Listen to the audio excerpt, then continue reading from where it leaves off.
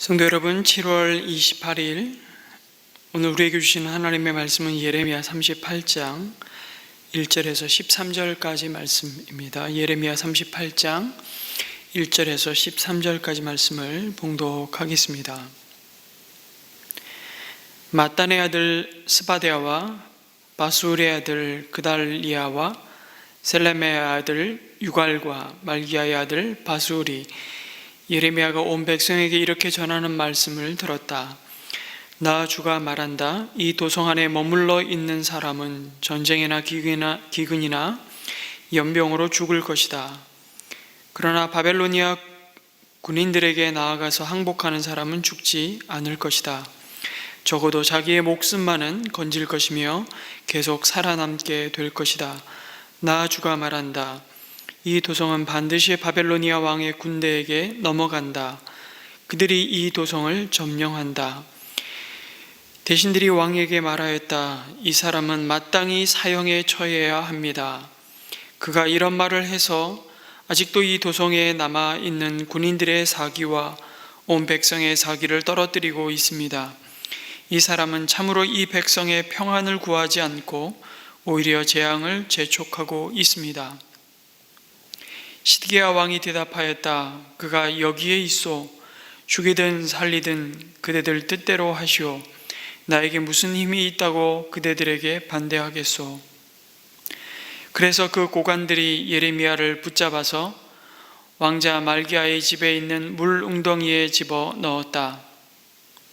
그 웅덩이는 근위대의 뜰 안에 있었으며 사람들은 예레미야를 밧줄에 매달아 웅덩이 속으로 내려 보냈는데 그 물 웅덩이 속에는 물은 없고 진흙만 있어서 예레미야는 진흙 속에 빠져 있었다. 왕궁에 에티오피아 사람으로 에벤멜렉이라고 하는 한 환관이 있었는데 그는 사람들이 예레미야를 물 웅덩이에 집어 넣었다는 소식을 들었다. 그때의 왕은 베냐민 문 안에 머물러 있었다. 에벳멜렉은 왕궁에서 바깥으로 나와 왕에게 가서 이렇게 아뢰었다. 높으신 임금님, 저 사람들이 예언자 예레미야에게 한 일들은 모두 악한 것뿐입니다. 그들이 예레미야를 물 웅덩이 속에 집어 넣었으니 그가 그 속에서 굶어 죽을 것입니다. 이래서야 되겠습니까?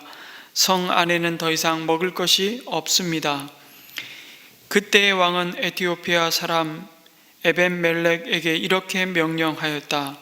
너는 여기 있는 군인들 가운데서 30명을 데리고 가서 예언자 예레미야가 죽기 전에 어서 그를 그 물 웅덩이 속에서 끌어올려라. 에벤멜렉이 그 사람들을 데리고 왕궁의 의복 창고로 들어가서 헤어지고 찢어진 옷 조각들을 거기에서 꺼내다가 밧줄에 매달아서 물 웅덩이 속에 있는 예레미야에게 내려 주었다. 에티오피아 사람 에벤멜렉이 예레미야에게 말하였다. 헤어지고 찢어진 옷 조각들을 양쪽 겨드랑이 밑에 대고 밧줄에 매달리십시오. 예레미야가 그대로 하였다. 사람들이 밧줄을 끌어당겨서 예레미야를 물웅덩이 속에서 끌어올렸다. 이렇게 해서 예레미야는 근위대 뜰 안에서 지내게 되었다. 아멘. 예레미야 38장은 예레미야가 전한 하나님의 말씀, 곧 예루살렘 성이 바벨론에 의해서 무너지고 이 도성 안에 모든 백성이 항복하지 않고 머물러 있다면 전쟁과 기근과 연병으로 결국 죽을 것이라는 그 하나님의 심판의 메시지를 지속적으로 거부하는 이스라엘 대신들의 모습을 고발을 합니다. 그들은 예레미야를 죽이고자 합니다. 이유는 그가 전하는 메시지가 평안이 아니라 결국 자신들을 향한 재앙을 구하는 일이었기 때문이고 그로 인해 군사들과 백성들의 사기가 떨어진다는 이유였습니다. 그래서 시드기야 왕에게 예레미야를 살려두어서는 안 된다고 그 대신들은 강력하게 요청합니다. 예레미야를 가만히 두었다가는 예루살렘 성을 지키고 있는 그 군인들과 모든 백성들이 동요하게 될 것이고 그들의 사기가 떨어지면 왕의 생명도 보장할 수 없는 지경이 될 것이라는 말인 것이죠. 협박에 가까운 요구였습니다. 지극히 상식적인 말임에도 불구하고 그들에게 예레미야의 말은 하나님의 평안이 아닌 재앙을 재촉하고 있는 말씀으로 하나님의 선민인 유다 백성들을 저주하는 소리로만 들렸을 뿐입니다. 예레미야를 통해서 지금 하나님이 왜 이렇게 말씀하시는지에 대해서는 거듭거듭 말씀드리지만 듣고 싶은 마음도 관심도 없었습니다. 마지막 회개할 기회를 주시며 그들이 비참한 죄의 형벌만은 피할 길을 주시는데 그 하나님과의 관계를 회복할 소망을 갖고 하나님의 자비를 구하기를 원하셨지만 이스라엘의 지도자들은 그들의 생각을 굽힐 마음이 조금도 없었습니다. 더욱 악한 길로 달려가고 그들의 심판을 재촉하고 있는 모습을 보여줍니다. 이제 하나님의 사람 예레미야를 협박하고 때리고 감금하는 수준을 넘어서 아예 사형에 처해야 한다고 시드기야 왕을 압박합니다. 그러자 시드기야 왕도 모든 것을 자포자기한 심정으로 그 예레미야를 내어주면서 죽이든 살리든 마음대로 하라고, 나에게 무슨 힘이 있냐고 자괴하는 모습을 보여줍니다. 마치 이 모습은 본디오 빌라도가 아무런 죄를 찾을 수 없었음에도 불의한 재판을 받은 예수님을 종교 지도자들에게 내어주면서 물로 자신의 손을 씻으면서 나는 이 일에 아무런 책임이 없다고, 자신은 이 피를 흘리는 일에 관여하지 않았다는 그 결백을 주장하는 모습을 떠오르게 합니다. 결국 예레미야는 말기야의 집에 있는 진흙 웅덩이에 내던져집니다. 거기서 극심한 고통을 겪게 되죠. 고관들의 의도는 오늘 말씀에 나와 있듯이 예레미야를 구덩이에 빠뜨려서 고통 가운데 서서히 굶어 죽이려는 것이었습니다. 그들 역시 혹이라도 하나님이 그 피의 책임을 자신들에게 묻겠다고 하실 그 하나님의 어미하신 말씀을 어쩌면 떠올렸는지 모르겠습니다. 그러면서 요셉의 형들이 요셉의 몸에 직접 손을 대어 피를 묻히지 않고 가만히 이방인들의 손을 빌려서 팔아먹은 것처럼 예레미야 선지자를 깊은 진흙 구덩이에 가만히 내려 보내고 있는 모습을 보게 되죠.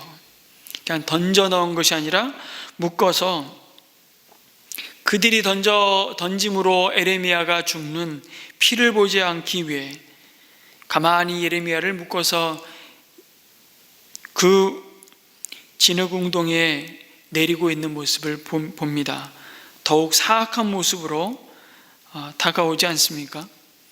언제든지 자신들이 저지른 죄악에 대해서 피할 길과 책임을 면피할 수 있는 방안을 다 만들어 놓고 여차하면 자신들의 죄악의 형벌이 억울하다는 알리바이를 만들고 있는 모습을 보는 것 같습니다. 그러나 늘 악인들이 모르는 것이 있죠. 바로 그 모든 상황을 이미 하나님은 다 지켜보고 계셨으며 그들의 속마음과 동기를 다 살펴보신다는 사실을 그들은 모르는 것입니다. 결국 그들은 자신들이 행한 그 악한 일로 하나님의 보응을 받을 것입니다. 그런데 깊은 수렁에 빠진 하나님의 사람, 이 예레미야의 구원은 너무나 뜻하지 않은 방식으로 이루어지고 있는 모습을 이어 말씀하고 있습니다. 그때 뜻밖의 인물이 등장합니다. 어찌된 사연으로 예루살렘 왕궁에 머물게 되었는지는 모르겠지만 에티오피아에서 온 환관 에벳 멜렉이 시드기야 왕을 찾아갑니다. 지금 왕의 대신들이 예레미야에게 한 행위는 악한 것뿐이라고, 그것은 아주 정당하지 못하다고 항의합니다. 이 장면은 언약의 백성인 이스라엘이 자신들만이 하나님의 선민이고 자신들이 하나님의 율법을 가지고 있고 하나님이 그들과 함께하는 성전에서 제사 드리고 있는, 그리고 할례를 받고 구별된 거룩한 백성이라는 자부심에 대해서 하나님이 아주 희화하고 있는, 조롱하고 있는 장면처럼 보입니다. 그러고도 너희들이 하나님을 믿는 백성이라고 이방인의 입을 통해 만천하에 그들을 벌거벗기시는 수치스러운 장면입니다. 그들이 아무리 말해도 못 알아듣고 하나님도 속일 수 있다고 착각하고 있는 것에 대해서 지금 하나님이 이런 방식으로 그들에게 호통치고 있는 것입니다. 이 말씀 묵상하다가 김수철의 그 노래가 갑자기 생각이 나더라고요. 정신 차려 이 친구야, 정신 차려 이 친구야. 여러분 몇 번 언급했던 휘핑보이라는 이야기를 혹시 기억하십니까? 영국의 왕실에서 왕자와 함께 수업을 받으면서 왕자가 잘못하면 그 왕자를 가르치는 스승이 왕자의 몸에 손을 댈 수가 없으니까 대신 벌을 받고 채찍을 맞는 친구가 있습니다.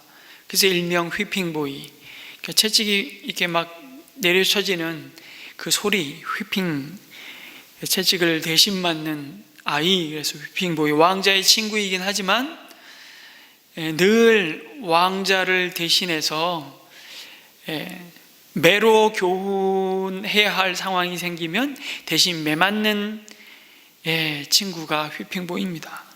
그런데 여러분, 이렇게 휘핑보이가 왕자를 대신해서 책망받고 징계받고 있는데, 왕자가 잘못해서 스승이 그것을 깨우치기 위해 휘핑보이에게 징계를 내리는데, 여러분, 왕자가 이렇게 생각하고 있다면 어떻게 되겠습니까?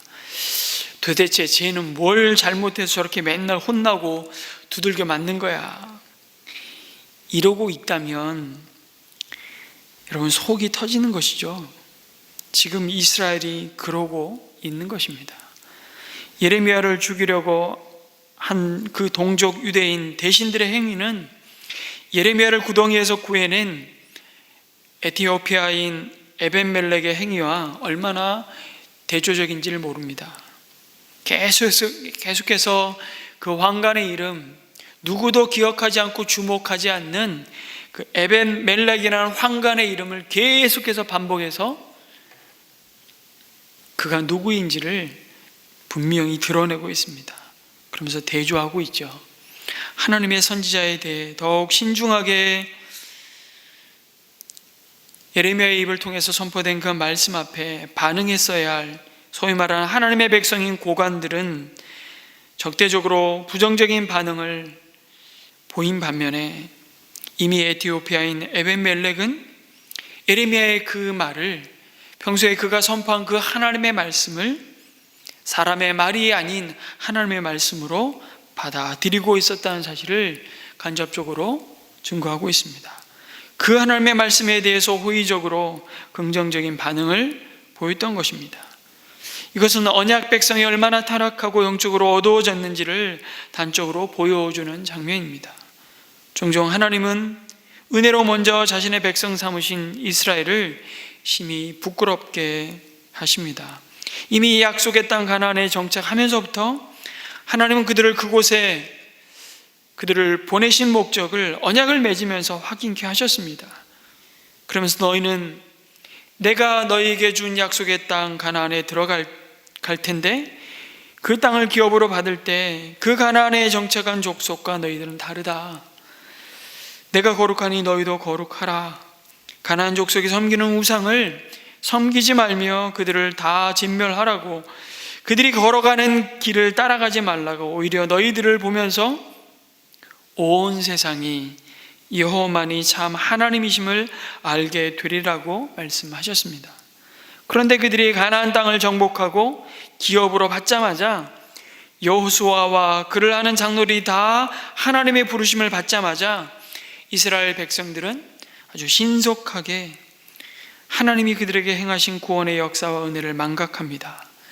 그리고 그 다음 세대는 그 신앙의 유산을, 그 약속을 이어가지 않고 하나님을 경외하는 믿음의 세대가 아닌 하나님을 알지 못하는, 더 이상 하나님을 두려워 경외하지 않는 다른 세대가 되어버렸다고 사사기는 증거합니다. 그러자 하나님은 남겨진 가나안 족속들을 사용하셔서 언약의 백성들을 징계하시고 부끄럽게 하시죠. 사사 시대를 그렇게 지나고 왕정 시대가 되어서도 달라지지 않았습니다. 그러자 북이스라엘을 먼저 아수르 제국에 의해서 멸망시키셨음에도 남겨진 남유다 백성은 같은 그 불순종의 역사를 또 반복하며 더욱 하나님 앞에 목이 곧은 백성이 되었습니다. 그 교만하고 어리석은 역사의 종착점에서 벌어지고 있는 가장 슬프고 어두운 모습을 예레미야의 삶과 사역을 통해 보여주시는 것입니다. 9절에 보면 에티오피아 출신 왕관 에벤멜렉은 시드기야 왕에게 이렇게 얘기하죠. 이래서야 되겠습니까? 라고 말합니다. 얼마나 이 말이 충격적인지 모릅니다. 당신들은 하나님의 백성이라고 오히려 우리를 보고 할례를 행하여 유대인이 되라고 말하면서 이래서야 되겠습니까? 그러자 그제서야 시드기야 왕은 그 왕관에게 여기 있는 군인들을 대동하고 예레미야가 죽기 전에 어서 가서 그를 구덩이에서 건지라고 명령합니다. 그런데 여러분, 이 명령도 얼마나 부끄러운 일인지 몰라요. 이 명령은 사실 그의 부하들인 대신들에게 시드기야 왕이 해야만 하는 명령 아닌가요? 그런데 왕은 지금 이방인 환관에게 이 명령을 하고 있습니다. 이 장면을 보면서 하나님의 말씀에 대한 확신보다는 사람들에 대한, 그를 둘러싼 그 환경에 대한 두려움을 따라 행동하고 있는 시드기야의 모습을 보게 됩니다. 여러분, 평안이 아니라 아프지만 죄에 대한 하나님의 마음과 책망을 선포하는 말씀에 대해서 우리는 어떤 태도를 보이는가를 오늘 말씀에서 돌아보라고 교훈하십니다. 그것을 외면하고 배척하는, 더 나아가 적대적인 태도를 취하지는 않는지, 아니면 정말 겸손히 주의를 기울이며 우리의 숨겨진 죄악과 그 동기를 하나님 앞에서 정직하게 직면하고 있는지를 살펴보라고 도전하십니다. 지금 한국교회는 코로나의 위기에 여러 가지 신앙의 위기를 우린 직면하고 있습니다. 예배의 위기, 또 공동체의 위기를 우린 지나가고 있습니다. 선교의 위기, 또한 다음 세대에게 이 믿음을 전수하는 교육의 심각한 위기를 한국교회는 지나가고 있습니다. 뿐만 아니라 한국 사회는 한국교회를 바라보며 그 사회적인 인식에서 비롯된 교회에 무슨 희망이 있는가, 이중 삼중의 공격과 도전 앞에 신앙적인 위기를 지나가고 있습니다. 어쩌면 코로나는 우리의 믿음을 흔드는 큰 재앙입니다. 그러나 동시에 이 재앙을 통해서 하나님은 우리를 더 온전한 믿음의 사람들로 깨우시고, 우리가 지금까지 정말 마땅하고 당연하다고 생각했던 그 모든 것이 우리가 늘 이 시간 속에서 고백하듯이 사실은 하나님의 은혜였음을 우리는 경험하고 지나가고 있습니다. 사랑하는 성도 여러분, 예배의 위기는 어쩌면 코로나 이전 우리 안에 이미 있었던 위기였음을 보게 됩니다. 외부적인 환경에서 비롯된 것이 아니라 코로나 이전에, 그리고 코로나가 해결되어도 여전히 우리 가운데 있는 위기임을 보게 되는 것이죠. 그 이유는 예배의 위기는 나를 둘러싼 이런저런 환경의 문제가 아니라 사실 내 안에 하나님과의 관계의 문제이기 때문입니다. 그저 일주일에 한 번만 주일에 예배드리면 나는 나의 종교적인 의무를 다했다고 생각한다면 이미 그것이 예배의 위기입니다. 코로나가 지나가고 해결이 되어도 하나님은 어쩌면 이 코로나 이 상황을 통해서 하나님과 우리 사이에 정말 예배자로서의 바른 삶의 태도를 점검하라고 교훈하고 있는지도 모르겠습니다. 이스라엘 백성들이 나라가 망한 것도 큰 위기였지만 그 신앙을 지탱해 주었던 신앙의 중심지인 예루살렘 성전도 무너져 버렸습니다. 물리적인 공간도 파괴되고 영적인 정신적인 거점이라고 할 수 있는 성전이라는 공간도 다 황폐해져 버린, 빼앗겨 버렸습니다. 역사상 가장 큰 위기를 만났습니다. 포로로 잡혀가서 더 이상 양을 잡아서 하나님 앞에 제사를 드릴 수 없는 처지에 놓였던 것이죠. 이보다 더 큰 재앙이 어디에 있었겠습니까? 그런데 그때가 바로 하나님 앞에 예배자로서 바로 세워지는, 서게 되는 또 다른 은혜를, 또 다른 깊은 회개의 시간들을 그들은 하나님의 은혜로 받아들였던 것이죠. 예배의 방식을 아예 바꿔버렸습니다. 양을 잡아 제사를 드릴 성전이 없다 보니까 오히려 그들은 하나님의 말씀 율법책을 낭독하는 방식으로 하나님께 예배하게 되었습니다. 성전이라고 하는 장소 중심의 예배반이 예배라고 생각했던 그들의 생각을 바꿔버립니다. 하나님이 거룩히 지키라고 말씀하신 안식일을 더 오히려 순전한 마음으로 지키며 시간 중심의 예배로 그들이 하나님 앞에 예배자로 서게 됩니다. 이러다 보니까 비록 그들이 바벨론의 포로로 잡혀가 있었지만 하나님이 정말 기뻐하시는 그들의 삶의 예배, 그들의 일상 속에 하나님 앞에 예배자로 설 수 있었고, 다 흩어져 버린 그 징계의 한복판, 그 재앙의 한복판, 디아스포라의 그 위기 속에서도 예배를 드릴 수 있었습니다. 소위 말해서 전천후 예배 방식이 위기 때문에 생겨났지만 그것 때문에 그들의 신앙을 그 다음 세대에게 오히려 말씀으로 가르치며 온전히 전수할 수 있었습니다.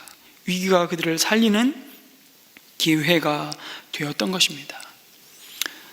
성도 여러분, 오늘 코로나 상황이 어쩌면 한국교회를 깨우시는 하나님, 한국교회를 향해서 참 아픈 시간들이지만 오히려 이것이 재앙이 아니라 우리가 하나님과의 관계를 바른 믿음으로 세워가는 오히려 또 다른 감추어진 은혜의 시간이라는 것을 기억하면서 오늘 우리에게 때로는 아프게 선포하시는 하나님의 책망의 말씀을 우리가 겸손히 받아들이며 우리가 돌아보아야 할, 우리가 회복해야 할 하나님과의 관계뿐만 아니라 우리가 정리해야 할 하나님이 기뻐하시지 않는 죄의 문제를 하나님 앞에 정직하게 직면하고 회개하는 그런 시간들로 삼기를 간절히 소망합니다. 한국 교회를 위해서, 그리고 이 나라의 민족을 위해서, 그리고 더불어서 오늘도 하나님께서 열방을 깨우시고 열방이 주님께 돌아오기를 소망하시면서 때로는 징계의 채찍과도 같이 사용하시는 주의 종들을 위해서, 우리 선교사님들을 위해서, 특별히 이 코로나 상황 가운데 누구보다도 고난의 시간들을, 고난의 자리들을 지나가고 있는 우리 선교사님들의